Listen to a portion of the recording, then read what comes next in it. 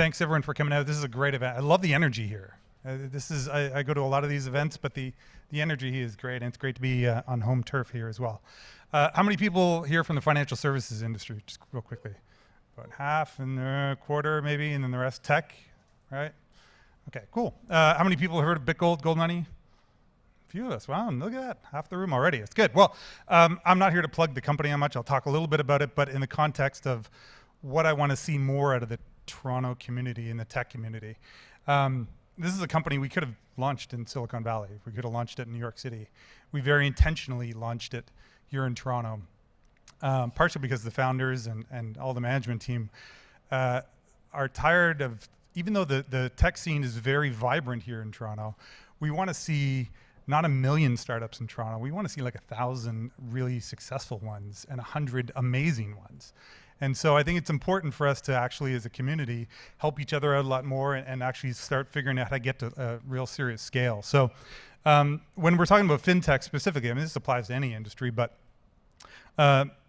even though I've been fortunate to work for some very successful companies that have grown large, a little company called PayPal when it started, eBay, and Indigo, as you mentioned, and I sit on the board of a number of different startups. And it's amazing, I still ask the same question, like what problem are you solving? And I know it sounds so basic, but it amazes me how many people still can't answer that question properly. So there's too many companies out there that are just iterating versus actually innovating. And I'll talk about what are some of the opportunities around that.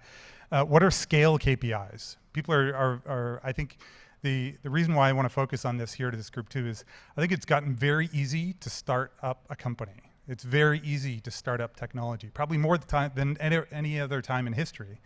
But scaling a business, as Heather mentioned earlier too, it's a different game. And what are you actually doing to actually scale your corporation? And in particular with financial services, but any technology as well, trust and what's your trust strategy is sometimes more relevant than your technology strategy. What are you doing to building trust? Getting people to try your product and getting it sticky. We look at kind of the retail and fintech industry, there's all this talk about fintechs disrupting banks. I think it's kind of interesting in here in Toronto. Toronto is actually one of the meccas of financial services just from a concentration standpoint. Around the world, you've got some great banks. And they haven't been able to mesh well with fintech companies yet.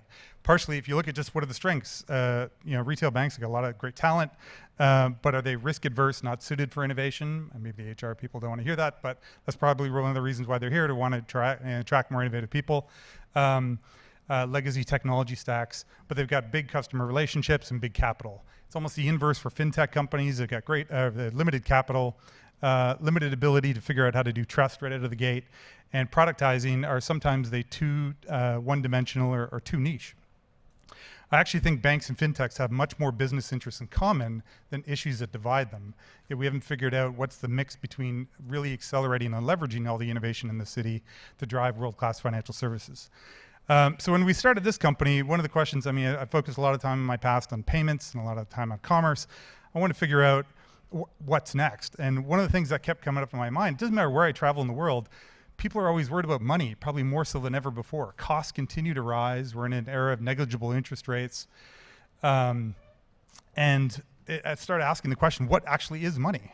And it blew me away how many people couldn't actually answer that question. Academically, good money is 3 things. It's a unit of account, it's a medium of exchange, and a store of value. That doesn't really sound like anything that interesting though. The best way I could describe money is money equals stored labor.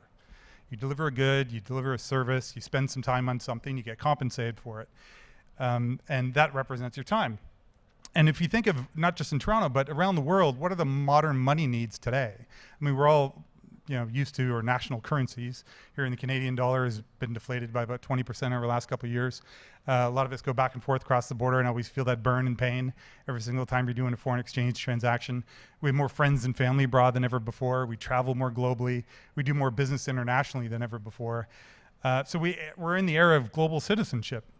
And we think of money. Money, actually, there's been lots of innovation for 30 years around money.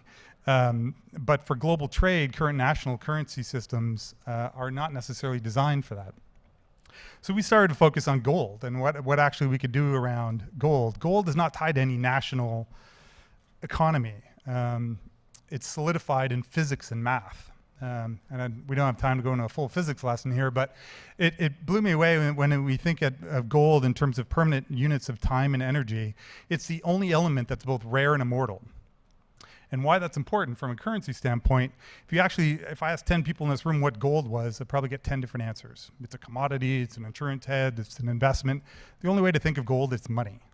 And we decided to build a company that blew me away that from a market standpoint, gold, this slide is actually a little bit dated by about a couple months. Gold is now over $9 trillion in terms of market cap. That's more than the physical cash in the industry.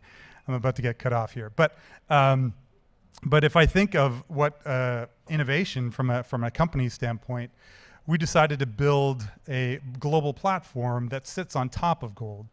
And so we've had a very, very successful year. We've done things very unconventionally. One of the things that we have here in Toronto is the Toronto Venture Exchange.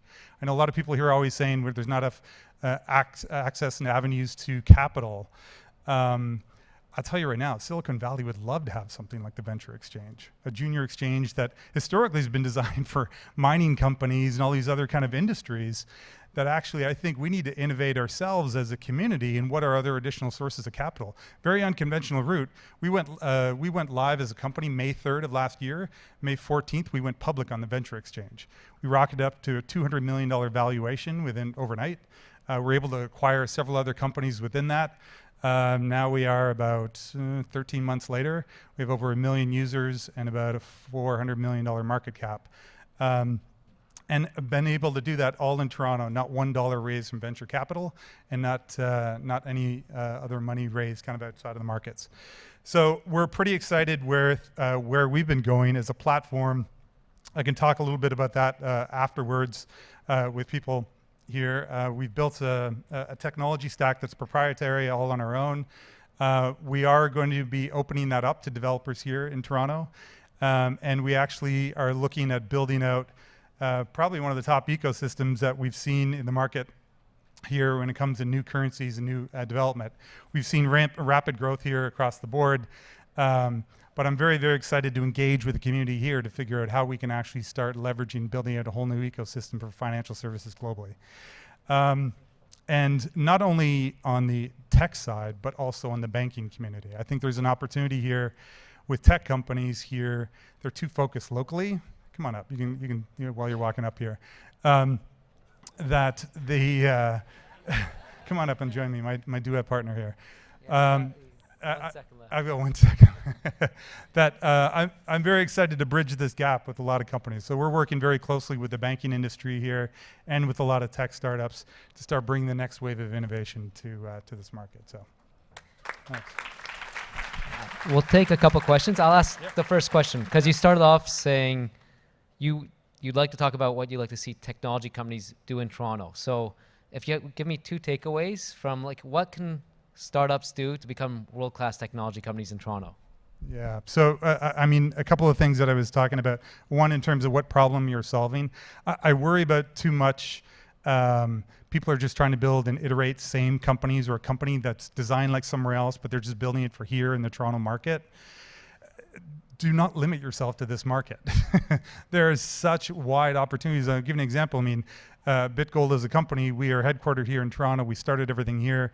Less than 6% of our business is actually in Canada. We have over 1 million users, I think 1.1 million users in over 150 countries already.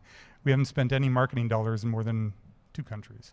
So I think there's a huge opportunity to figure out how do we pocket this up and commercialize it out to other markets.